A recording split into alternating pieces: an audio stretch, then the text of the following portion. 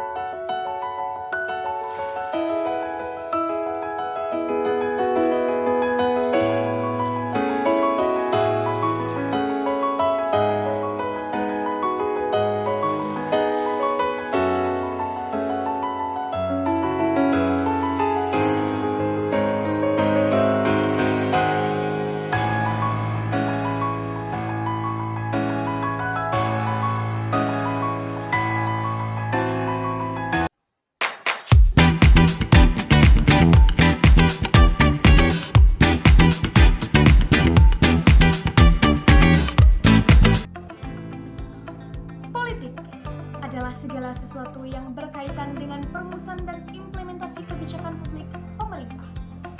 Berbagai tindakan dalam sistem politik atau negara yang meliputi proses penentuan tujuan sistem dan pelaksanaan tujuan tersebut.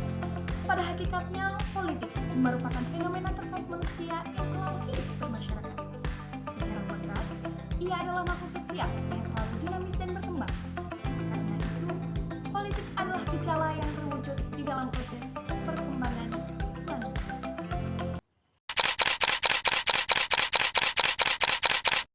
Politik harus menjamin kebebasan setiap warga negara untuk memeluk agama dan menjalankan ibadah sesuai keyakinannya masing-masing tanpa ada paksaan dari pihak manapun.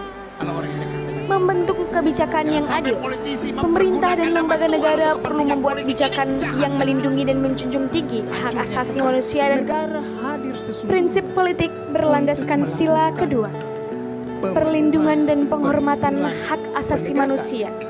Sistem politik harus memastikan hak-hak setiap individu terlindungi, diperlakukan adil dan dihormati martabatnya sebagai manusia sesuai dengan prinsip Undang-Undang Dasar tahun 1945.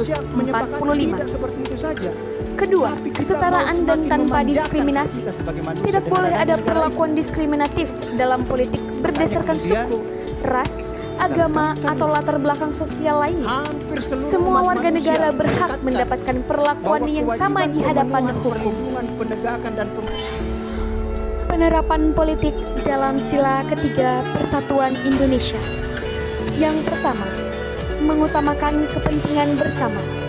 Kebijakan publik harus fokus pada kepentingan bersama bangsa dan negara, bukan kepentingan pribadi atau golongan tertentu. Kedua, menjaga stabilitas sosial.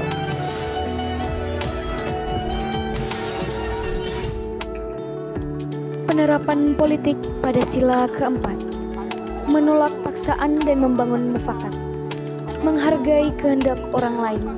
Setiap individu tidak boleh memaksakan kehendaknya kepada orang lain, karena keputusan harus didasarkan pada kesepakatan bersama, bukan paksaan. Yang kedua, mencapai kesepakatan melalui semangat kekeluargaan.